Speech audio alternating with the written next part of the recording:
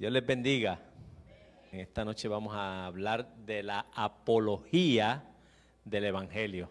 Gálatas 2, en eso vamos a estar concentrándonos en esta noche. Vamos a leer la palabra en el nombre del Padre, del Hijo y del Espíritu Santo en un texto base que vamos a tomar en esta noche. Gálatas 2:20. Dice así: con Cristo estoy juntamente crucificado, y ya no vivo yo, mas vive Cristo en mí. Y lo que ahora vivo en la carne, lo vivo en la fe del Hijo de Dios, el cual me amó y se entregó a sí mismo por mí. Gálatas 2, este capítulo constituye uno de los más importantes de toda la epístola de los Gálatas y uno de los textos fundamentales del Nuevo Testamento para comprender la defensa del Evangelio. Pablo no está defendiendo su prestigio personal, está defendiendo el mensaje de la gracia de Dios. Y eso lo vamos a ver más adelante porque les hablo de esta forma. Porque cualquier alteración del Evangelio pone en peligro la salvación de quienes lo escuchan. Alteras algo del Evangelio y pones en peligro la salvación de los que los escuchan. Y hay que tener mucho cuidado cuando estamos evangelizando y trayendo palabras que no le añadamos, ni le añadimos, ni le quitamos. Amén. Este capítulo presenta tres escenas principales. Primero, Pablo defiende al Evangelio delante de los apóstoles en Jerusalén. Y eso lo vamos a encontrar en Gálatas 2, del 1 al 10, pero eso lo vamos a entrar un poquito más de lleno más adelante. Segundo, Pablo defiende el Evangelio frente a la conducta inconsistente de Pedro. Y eso lo vamos a ver ya mismito. Cómo hay una controversia ahí media pequeñita, pero lo vamos a ver más adelante. Eso es Gálatas 2, del 11 al 14. Y tercero, Pablo expone la doctrina de la justificación por la fe. Eso lo vamos a encontrar de los versículos 15 al 21. Estas tres escenas muestran que la apologética cristiana no solo responde a los ataques externos, sino que también protege a la iglesia de los errores internos. Y de esos errores, Pedro cometió uno, que lo vamos a ver más adelante. Y la pregunta es, ¿qué es apología? ¿Alguien sabe qué es apología? La defensa. Amén. De una idea. La palabra apología proviene del griego apología, que se escribe con Y, apología. Nosotros le decimos apología, que significa defensa, justificación, respuesta razonada, argumento presentado para defender la verdad. Eso es la apología del Evangelio. En el contexto bíblico, la apologética consiste en defender la verdad del Evangelio con fidelidad, amor, fundamentado en las Escrituras. Fuera de ahí no puedes defender nada. Pues si no lo fundamentas en la palabra, ¿cómo? ¿Cómo se puede justificar?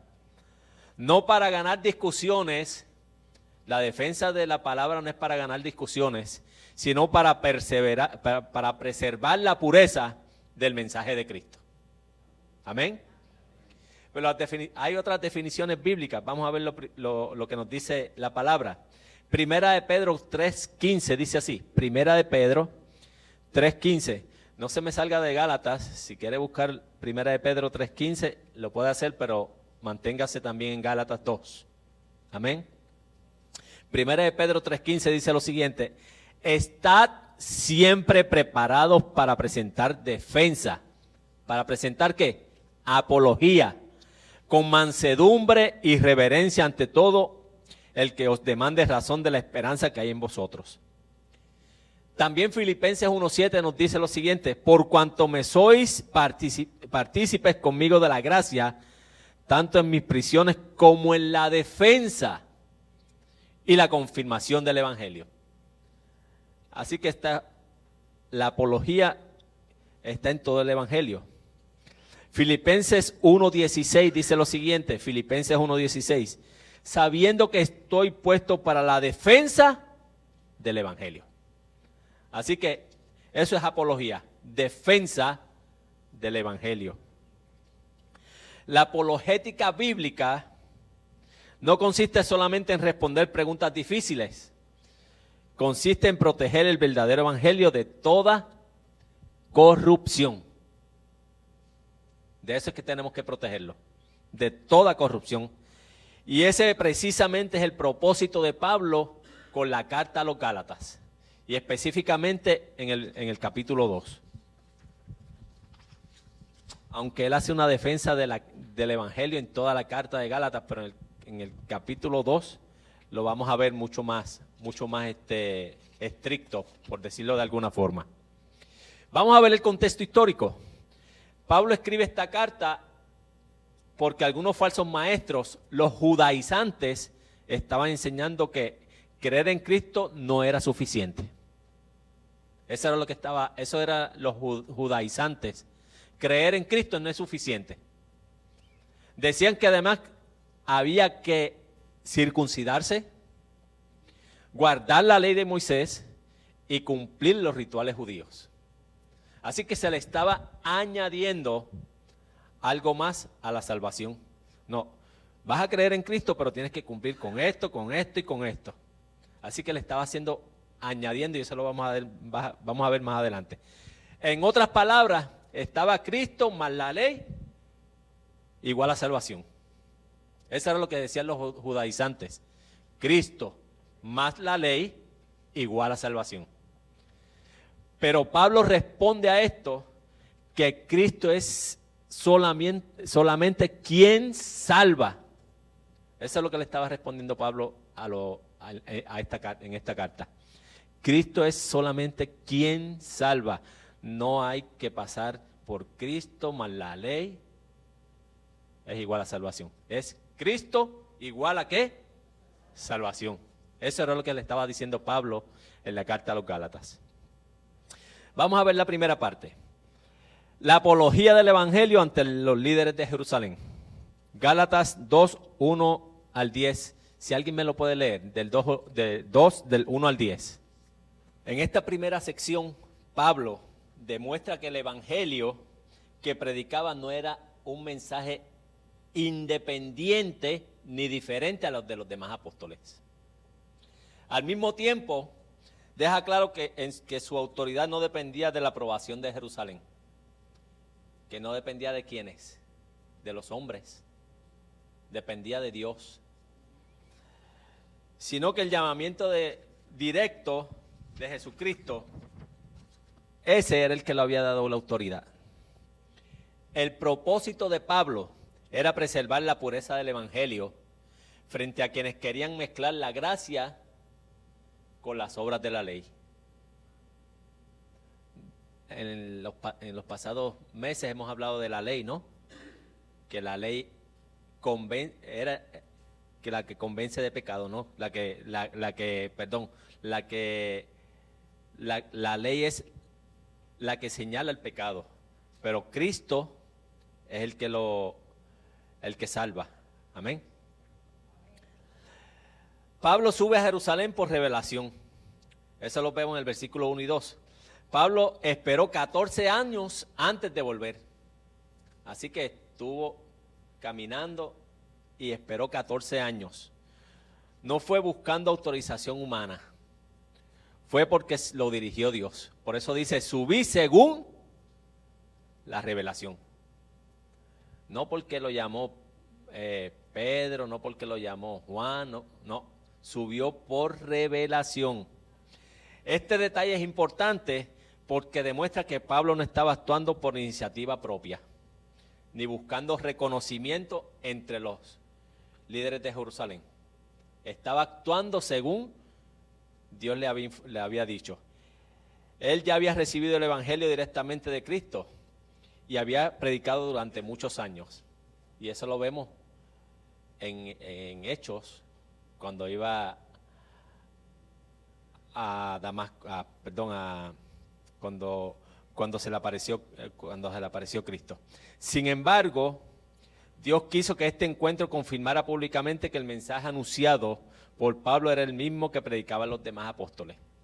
No había nada que cambiarle, no había nada de cambio, era el mismo mensaje que predicaban los apóstoles que estuvieron con Jesucristo a que él predicaba Pablo. Era lo mismo, no había cambio ninguno. Debemos comprender que el evangelio no depende de la aprobación de los hombres. Cristo es quien llama y quien capacita para el ministerio. La autoridad espiritual siempre debe estar sometida a la palabra de Dios y no al reconocimiento humano. Por eso es que vemos mucha gente que dice que Dios lo llama al ministerio y despegan como un avión y usted lo ve bajando. ¿Por qué? Porque ellos entendieron para sí que Cristo los había llamado. Pero cuando Cristo llama a un ministerio, Cristo respalda ese ministerio. No se mete, no hay diablo que detenga ese ministerio. No lo hay. Hechos 9:15 dice lo siguiente, Hechos 9:15, el Señor le dijo, ve porque instrumento escogido me es para llevar mi nombre en presencia de los gentiles y de reyes y los hijos de Israel. Dios mismo llamó y comisionó a Pablo. Su ministerio no dependía de la aprobación humana. Por eso se le apareció ahí él mismo y lo llamó. Y tuvo una experiencia con el Señor. Gálatas 1:11 al 12 dice lo siguiente, Gálatas 1:11 al 12. Mas os hago saber, hermanos, que el evangelio anunciado por mí no es según hombre, pues yo ni lo recibí ni lo aprendí de un hombre alguno, sino por revelación de Jesucristo. El origen del evangelio predicado por Pablo fue la revelación directa de Cristo. Se le apareció y ahí fue cuando él abrió los ojos. Un hombre que perseguía a la iglesia se convierte en un hombre que le predica a las personas para que vinieran a Cristo. Juan 7:16 dice lo siguiente, Juan 7:16, Jesús le respondió y dijo, mi doctrina no es mía, sino de aquel que me envió.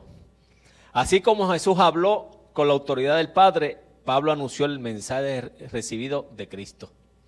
Con esa autoridad que le había dado Cristo, Pablo estaba anunciando el mensaje. El mensaje de Cristo que también los apóstoles estaban anunciando.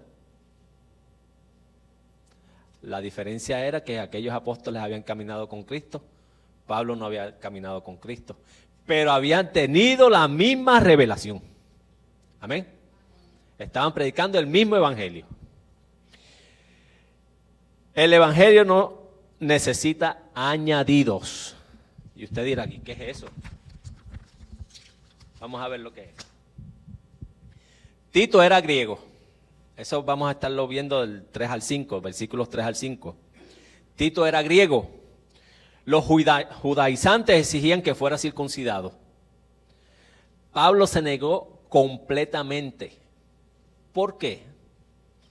Porque aceptar esa exigencia era admitir que Cristo no bastaba para salvar. Por eso es que los judaizantes querían que se circuncidara, porque entendían que era Cristo más la ley, la circuncisión, era salvación. Pues Pablo se negó, se tenía que negar, porque si aceptaba, entonces estaba dejándole la puerta abierta a los judaizantes, que Cristo no era suficiente para salvar.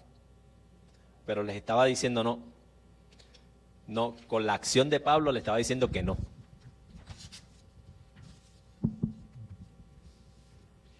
Tito se convirtió en un ejemplo viviente de que Dios salva tanto a judíos como a gentiles únicamente por la fe. La insistencia de los judaizantes no era un simple debate sobre una costumbre religiosa. Estaba en juego la esencia misma del Evangelio. Si Pablo hubiese cedido, habría dado a entender que la obra de Cristo necesitaba ser completada por el esfuerzo humano. Y entonces lo que había pasado en la cruz del Calvario fue en vano. Y usted sabe que cuando los humanos metemos la mano dañamos las cosas. ¿O no es así? Es mejor que Cristo lo haga. Y Él sea el que trabaje en nosotros para que no se dañen las cosas. Amén. Por eso es que Pablo escribe, ni por un momento accedimos a someternos. Le está diciendo, no hay momento, no, ni por un momento. Él no lo pensó, dijo no y no. No se va a circuncidar. La firmeza de Pablo nos enseña que existen asuntos secundarios donde pueden haber diferencias entre creyentes, pero cuando está en juego la doctrina de salvación, no puede haber concesiones. Porque si hay concesiones, mire, nos vamos al infierno. Toda enseñanza que agrega requisitos para la salvación altera el evangelio. Toda enseñanza que necesita añadir algo altera el evangelio. Hoy también existen formas de legalismo que pretenden añadir requisitos humanos para obtener el favor de Dios. Si haces esto, Dios te perdona. O en la iglesia, yo que estuve en la iglesia católica un tiempo, antes que me votaran, estuve allí y para mis pecados, mira qué tonto. Después de haber estado en el evangelio desde niño, salgo de ahí porque mis primos estaban en la iglesia católica y como yo era el único de mi familia cristiano, pues me iba con ellos. Mire, para vergüenza lo digo, como dice mi hermana Ana, para vergüenza. Entonces voy y me tengo que presentar donde un sacerdote para decirle mis pecados. Mire, hermano, lo que me tenían que poner era un collarcito y ponerme a comer pasto, porque eso fue una idiotez. Pues entonces, las exigencias y los requisitos humanos para obtener el favor de Dios. Exigencias, tengo que confesarme con el pastor, con el sacerdote, eso era una exigencia para recibir el perdón de Dios. Mire, de verdad que, bueno, cuando pienso en eso digo que perdí años ahí, que muchos años perdí ahí. La salvación sigue siendo exclusivamente por la gracia mediante la fe en Jesucristo.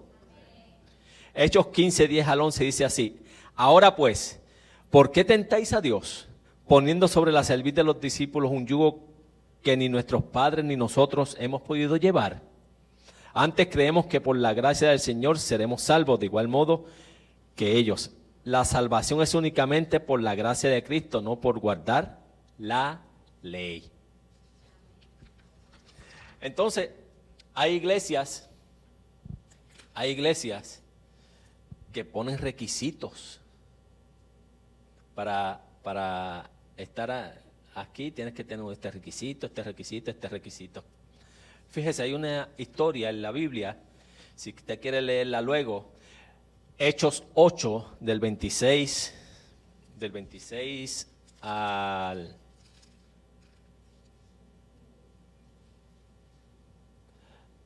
al 40, y es la historia de Felipe, que se encuentra, el ángel del Señor le habló a Felipe y le dice: vete al sur y vete allí a ese camino y acércate a ese carro.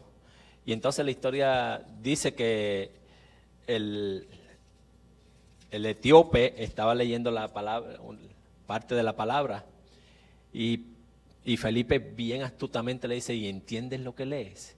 Y entonces le dice: no, ¿cómo voy a entender si no hay nadie que me explique? ¿Ve?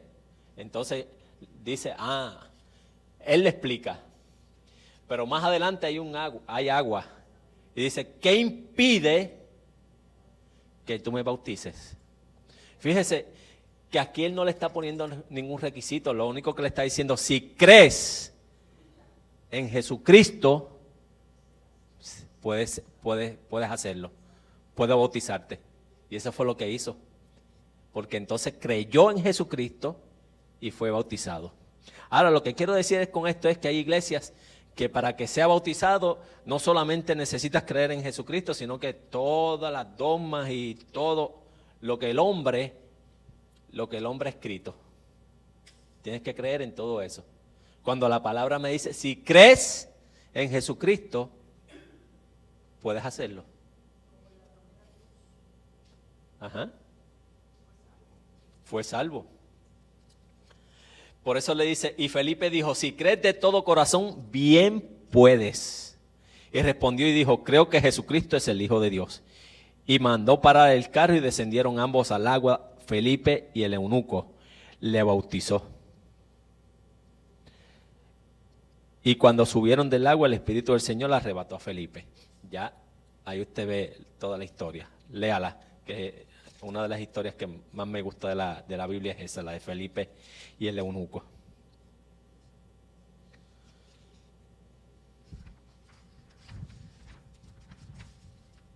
Los versículos 6 al 10 dice lo siguiente. Bueno, ya lo leyó la hermana. La autoridad apostólica proviene de Dios. Los líderes reconocieron la obra de Dios en Pablo. No le añadieron nada. Le dieron la diestra del compañerismo. Lejos de corregir o modificar el mensaje de Pablo, Jacobo, Pedro y Juan reconocieron que Dios le había confiado el ministerio entre los gentiles. Así como Pedro había sido llamado principalmente a los judíos, esto demuestra que existía diferentes campos de trabajo, pero un solo evangelio. Ahora mismo hay diferentes campos de trabajo, pero solamente hay un solo evangelio. No le podemos añadir ni quitar. La diestra de compañerismo simboliza aceptación, comunión y unidad ministerial. No era una autorización para predicar, sino el reconocimiento de que todos servían el mismo Señor y anunciaban la misma verdad. Todos estaban anunciando la verdad. Lo mismo. No se fueron allá como pasó aquí en los Estados Unidos, que supuestamente tuvo una revelación y los mormones y allá no solamente creían en Jesucristo, pero después cambiaron. Y ahora está el libro del mormón y ahora cuando ellos van predicando, te predican a Jesucristo primero y después te van en primera, ¿ves? Como si fueran un camión. Van en primera y están predicando a Jesucristo. Y cuando usted está encarrilado, tiran segunda y te cambiaron al libro del mormón. ¿Ah? Eso es así. Y usted tiene que tener cuenta con todas esas cosas, porque si no, confunden a uno. La verdadera unidad nunca sacrifica la verdad. La iglesia debe buscar la unidad, pero siempre basada en la fidelidad a la palabra de Dios y no al compromiso con el error. Tenemos que ser fieles a la palabra, buscar siempre la verdad. Efesios 4 al 6 dice lo siguiente, Efesios 4, 6. Un cuerpo y un espíritu, como fuisteis también llamados en la misma esperanza de vuestra vocación. Un Señor, una fe, un bautismo, un Dios y Padre de todos, el cual es sobre todos y por todos y en todos. Ese es el Evangelio. La pregunta es, ¿estás defendiendo el Evangelio o adaptándolo a la cultura? La pregunta es, ¿permanezco firme cuando la verdad bíblica es cuestionada? ¿Qué hacemos? Y el Evangelio no es para discutir porque la palabra lo respalda. Pero ¿qué hacemos? ¿Huimos? ¿qué vamos a hacer cuando comience la persecución contra nosotros? ¿Huir? ¿O pararnos firmes y con nuestras acciones defender el Evangelio? Amén. La apología del Evangelio frente al error dentro de la iglesia. Gálatas 2, 11 al 14. ¿Quién me puede leer los versículos 11 al 14? Pablo demuestra que defender el Evangelio no solo implica enfrentar a los falsos maestros, sino también corregir conductas que contradicen el mensaje de la gracia. Eso fue lo que pasó con Pedro. Pero vamos a ver más adelante eso. Aún los líderes espirituales pueden equivocarse y necesitan ser confrontados cuando sus acciones afectan el testimonio del Evangelio.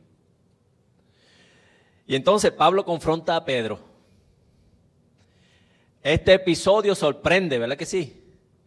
Cómo Pedro, que es la cabeza de la iglesia, que es la piedra, como le decía el Señor que lo puso al frente, entonces puede ser reprendido por Pablo, que no había estado con Jesucristo. Estaba defendiendo el Evangelio. De las acciones que muchas veces sin querer los líderes tomamos. Pedro era uno de los apóstoles más respetados, ¿verdad que sí? Sin embargo, actuó con hipocresía. Cuando llegaron algunos judíos, dejó de comer con los gentiles. Dijo, no, espérate, vamos para allá. Tuvo temor, dio un mal ejemplo. Incluso Bernabé fue influenciado por Pedro, por la acción de Pedro. Pedro ya sabía que Dios no hacía diferencia entre judíos y gentiles. Pedro lo sabía. Hechos 10, ¿se acuerdan del lienzo? Que dice, mata y come. Dice, no, ninguna cosa inmunda ha entrado en mi boca. Por eso es que Jesús le dice, no llames inmundo lo que yo he limpiado. Pero estaba haciendo la diferencia entre judíos y gentiles, que en ese entonces ya todos éramos iguales. Eso es lo que les estaba diciendo. Pero sabiendo eso, aún Pedro comenzó a alejarse de los gentiles. No. Por eso es que entonces hay esa controversia o ese problemita ahí entre ellos dos. Sin embargo, por temor a la crítica de algunos creyentes judíos, cambió su comportamiento. Su problema no era uno doctrinal. Él sabía en quién había creído. Él sabía que era el Evangelio, porque conocía la verdad. Su problema fue de coherencia. Permitió que el temor a los hombres influyera más que la verdad del Evangelio. Eso fue lo que le pasó a Pedro. Permitió que los hombres influyeran en lo demás. Su actitud transmitía el mensaje equivocado de que los creyentes gentiles eran inferiores espiritualmente. Y eso atentaba contra la unidad del cuerpo de Cristo. ¿Y cuál era el problema? No era un error en su enseñanza, era un error en su comportamiento. Ese fue el error de él. El comportamiento no iba con las palabras. Ahí fue cuando chocó. Con su conducta, Pedro estaba comunicando algo contrario al Evangelio que predicaba. Por eso fue que entonces ellos dos entraron él entró en esa situación. La verdad del Evangelio debe gobernar la conducta. Pablo los reprendió públicamente. ¿Por qué públicamente? Porque el error había sido público. Versículo 14, no andaban rectamente conforme a la verdad del Evangelio. La expresión andar rectamente significa vivir de manera consistente con la verdad revelada por Dios. Por eso es que cuando hablamos de la palabra de Dios y entonces su testimonio va por un lado y la palabra va por el otro, pues entonces no es consistente. Pero cuando el Evangelio va por un lado y usted va por el mismo lado del Evangelio con su testimonio, Esa es la consistencia. En ese caso, pues entonces, Pedro no fue consistente. El Evangelio no solamente transforma lo que creemos, sino también la manera en que transformamos a las personas. La corrección de Pablo no fue motivada por orgullo ni rivalidad, sino por el amor al bienestar de la iglesia. Imagínense si le está escribiendo a la iglesia de Gálatas, que era una iglesia judaizante, y entonces Pedro viene con esta acción o este comportamiento que él está diciendo, no, lo que ustedes están diciendo, judaizante, es cierto. Es Cristo, más la ley, más la circuncisión, más esto, más lo otro, es igual a salvación. Ese fue el comportamiento, por eso es que le llama la atención, por eso es que lo reprende. Cuando un error es público, pone en peligro a la congregación. Debe ser corregido con sabiduría y firmeza. 1 Timoteo 5:20 dice lo siguiente: a los que persisten en pecar, repréndelos delante de todos, para que los demás también teman. Romanos 12:9 dice lo siguiente: el amor sea sin fingimiento, aborrecer lo malo, seguir lo bueno. Muchas veces el evangelio no se niega con palabras, se niega con acciones. Ejemplo, favoritismo, discriminación, orgullo espiritual. Yo soy aquí el que soy. Y por encima de mí no hay nadie. Ese tipo de cosas. Legalismo, falta de perdón y una doble vida. Nuestro comportamiento debe confirmar el mensaje que proclamamos. La pregunta es, ¿mi conducta confirma el evangelio o lo contradice? ¿Cómo usted actúa, confirma que usted es cristiano, que sigue lo que dice la palabra, o eso lo contradice? Usted no me tiene que contestar, usted analícelo. Gálatas 2:15 al 21. ¿Quién lo puede leer? Hermana Elba. Gálatas 2:15 al 21. Entonces en vano murió Cristo, o por demás, sí.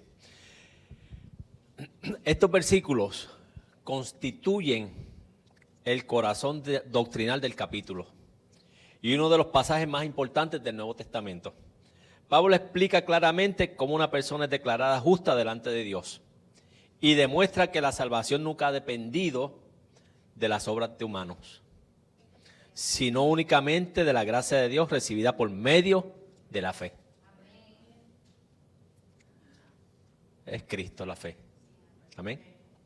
El hombre no puede justificarse por las obras. Versículos 15 y 16.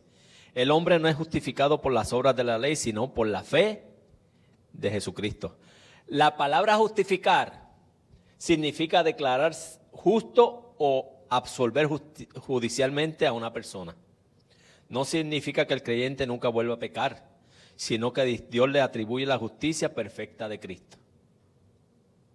Las obras de la ley no pueden producir justicia porque todos los seres humanos son pecadores. Por cuanto todos pecaron, somos destituidos de la gloria de Dios, ¿verdad que sí? La ley revela el pecado, pero no tiene poder para quitarlo. Solamente Cristo cumplió perfectamente la ley y ofreció el sacrificio suficiente para nuestra salvación. El pecado solamente lo quita la aceptación de usted a Jesucristo, ¿verdad que sí? Es el único. Romanos 3:20 dice lo siguiente: ya que por las obras de la ley ningún ser humano será justificado delante de él, porque por medio de la ley la ley es el conocimiento del pecado. Isaías 64:6 dice lo siguiente: si bien todos nosotros como suciedad y todas nuestras justicias como trapo de inmundicia, y caímos todos nosotros como la hoja, y nuestras maldades nos llevaron como viento. Y Filipenses 3:8 al 9 dice lo siguiente: y ciertamente aún estimó todas las cosas como pérdida por la excelencia del conocimiento de Cristo, mi Señor, por amor del cual lo he perdido todo, y lo tengo por basura para ganar a Cristo y ser hallado en Él, no teniendo mi propia justicia porque es por la ley, sino por la que es por la fe de Cristo, la justicia que es Dios por la fe. Así que todas estas cosas se consiguen por la fe en Cristo. Amén. La ley muestra el pecado, pero no salva. Los versículos 17 al 19. La ley funciona como un espejo. Es como un espejo. Cuando usted se mira en el espejo en las mañanas, se ve guapo, elegante o feíto, como usted se vea. Así es la ley. Es un espejo del pecado. Entonces, nos muestra la condición en la que estamos viviendo. Pero no puede limpiarnos. A menos que usted no se peine, el espejo no lo puede peinar a usted. ¿Verdad que sí? A menos que usted no se maquille, si se maquilla, el espejo no, usted no puede pararse frente al espejo, esperar que el espejo le haga las pestañas, le haga acá. No. No puede limpiarlo del pecado. Su propósito fue revelador el pecado y conducirnos a Cristo. Así como un espejo nos muestra la suciedad del rostro, pero no puede lavarnos, la ley pone en evidencia nuestra necesidad de un Salvador. Pero solo Cristo puede limpiarnos y darnos una vida sin pecado. Pablo afirma, que por medio de la ley murió la ley para vivir para Dios. Es decir, comprendió que ya no podía depender de sus propios méritos, sino únicamente de las obras redentoras de Cristo. Romanos 7:7 dice lo siguiente: ¿qué diremos pues? ¿La ley es pecado? En ninguna manera. Pero yo no conocí el pecado sino por la ley, porque tampoco conociera la codicia si la ley no dijera, no codiciarás. Por eso es que la ley es necesaria para enfrentarnos como en el espejo. Ay, estoy codiciando, porque la ley me está diciendo que es pecado. ¿Ve? Así es. Santiago 1, 22 al 25 dice así: pero sed hacedores de la palabra y no tan solamente oidores, engañándoos a vosotros mismos. Porque si alguno es oidor de la palabra, pero no hacedor de ella, este es semejante al hombre que considera en un espejo su rostro natural. Porque él se considera a sí mismo y se va, y luego olvida cómo era. Mas el que mira atentamente en la perfecta ley, la ley de la libertad, y persevera en ella, no siendo oidor olvidadizo, sino hacedor de la obra, este será bienaventurado en lo que hace. Así que usted mira hacia el espejo de la ley y usted va a ver si necesita a Cristo, si necesita perdón. ¿Ve? Crucificados con Cristo. Uno de los versículos más profundos del Nuevo Testamento es este: con Cristo estoy juntamente crucificado, y lo dijimos al principio. Ese es uno de los versículos más poderosos del Evangelio o del Nuevo Testamento. Este versículo resume lo que es la vida cristiana. Cuando usted se equipara a Cristo, con Cristo estoy juntamente crucificado, usted está ahí en esa cruz. Cristo murió por usted, murió por mí en la cruz del Calvario. Entonces, si murió por nosotros, ¿por qué nosotros tenemos que seguir pecando? Si sabemos que Cristo murió por nosotros, estamos crucificados juntamente con Él. Por eso murió por nosotros. Amén. Este versículo resume la vida cristiana. Cuando una persona cree en Cristo, se identifica con su muerte y su resurrección. La vieja manera de vivir deja de gobernar su vida, y Cristo comienza a vivir en ella por medio del Espíritu Santo. Amén. Pablo presenta 4 grandes verdades. Vamos a ver esas verdades. Primero, nuestra vieja vida murió. El creyente ya no pertenece al dominio del pecado. Romanos 6:6 dice: sabiendo esto, que nuestro viejo hombre fue crucificado juntamente con él por el cuerpo del pecado se ha destruido, a fin de que no sirvamos más al pecado. Así que la vieja vida que llevábamos murió. Si usted llevaba una vida difícil y vino a Cristo, esa vida murió. Nueva criatura somos en Él. Amén. Cristo vive en nosotros. Ahora Cristo dirige nuestra vida y produce en nosotros un nuevo carácter. Me gustaría dar un estudio de los caracteres de Cristo. A ver cuántos de nosotros podemos coincidir con el carácter de Cristo.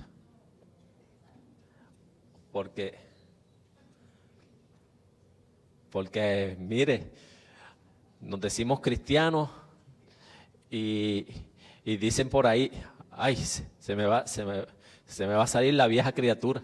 Mire, Señor lo reprenda si ya se supone que esa vieja criatura quedó muerta. Este carácter que tengo está difícil. Pues mire, conviértase a Cristo, porque si su carácter ha sido siempre el mismo, eso quiere decir que no se ha convertido a Cristo. Porque los que nos convertimos a Cristo, el carácter de Cristo nos cambia. Amén. Colosenses 1:27 dice, a quienes Dios quiso dar a conocer la riqueza de la gloria de este ministerio entre los gentiles, que es Cristo en vosotros, la esperanza de gloria.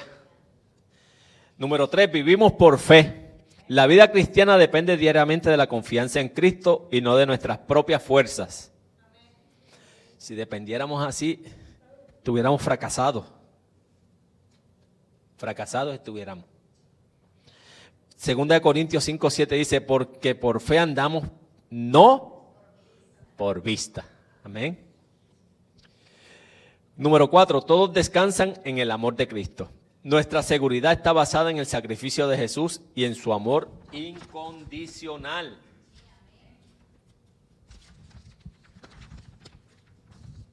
¿O usted cree que Cristo pone condiciones para su amor? Es incondicional.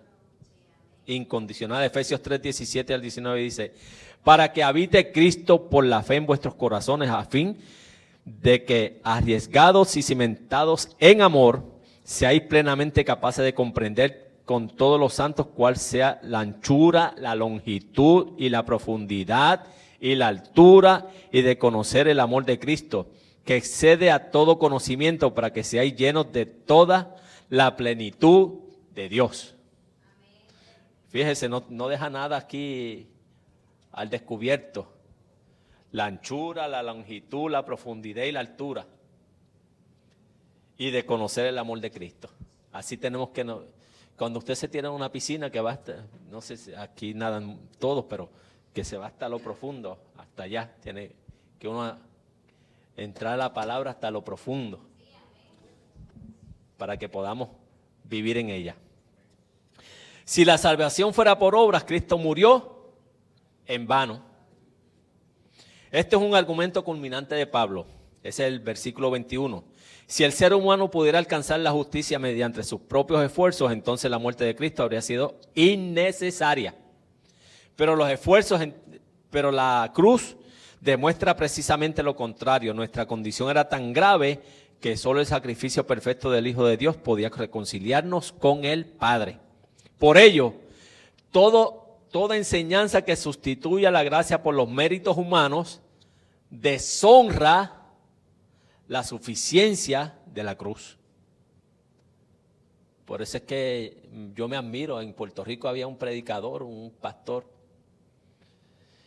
y él se creía el Jesús. Y yo me voy a morir y a los 3 días resucitaré. Tenía 7 mujeres. Y las 7 mujeres esperando que resucitara el hombre. Yo no sé qué pasó con eso. Eso hace muchos años. Así que se creía Cristo, imagínense. Imagínense. Se creía que esa condición era así. Se creía que él había sido el que se había sacrificado en la cruz del Calvario por los demás. El sacrificio perfecto del Hijo de Dios podía reconciliarnos con el Padre. Por ello, toda enseñanza que sustituya la gracia por los méritos humanos deshonra la suficiencia de la cruz. Defender el evangelio implica proclamar que la obra de Cristo es completa, perfecta, suficiente para salvar a todo que aquel en él cree. Hebreos 10:14 dice así, y con esto ya termino porque me pasé un par de minutos. En esta voluntad somos santificados mediante la ofrenda del cuerpo de Jesucristo hecha una vez para siempre. Y ciertamente todo sacerdote está día tras día ministrando y ofreciendo muchas veces los mismos sacrificios que nunca pueden quitar los pecados. Pero Cristo, habiendo ofrecido una vez para siempre un solo sacrificio por los pecados, se ha sentado a la diestra de Dios. De ahí en adelante, esperando hasta que sus enemigos sean puestos por estrado de sus pies, porque en una sola ofrenda hizo perfecto para siempre a los santificados. Vamos a concluir con esto. Gálatas 2 nos enseña que el evangelio de Jesucristo debe ser defendido con fidelidad, porque es el único mensaje que salva. Pablo permaneció firmemente frente a los falsos maestros. Corrigió incluso a Pedro cuando su conducta comprometía el evangelio y afirmó con claridad que la justificación es únicamente por la fe en Cristo y no por las obras de la ley. La iglesia está llamada a conservar puro este mensaje, recordando que la salvación es para la gracia de Dios y nuestra vida debe ser reflejada la verdad que proclamamos. Ya vuelvo a repetir, si usted proclama a Cristo y sigue la verdad, que su testimonio sea lo mismo. Amén. La iglesia de hoy enfrenta el mismo desafío que la iglesia de Galicia. Perseverar de la pureza. Preservar la pureza del evangelio. Debemos rechazar toda enseñanza que añada requisitos humanos para la salvación y mantenernos firmes en la suficiencia de la obra de Cristo. Al mismo tiempo estamos llamados a vivir de una manera coherente con el evangelio, demostrando amor, humildad y unidad entre los creyentes. Una iglesia que conoce la verdad, la vive, la defiende, se convierte en un testimonio poderoso del poder transformador de Cristo. Así que la iglesia tiene que vivir a Cristo y vivir en Cristo. Amén.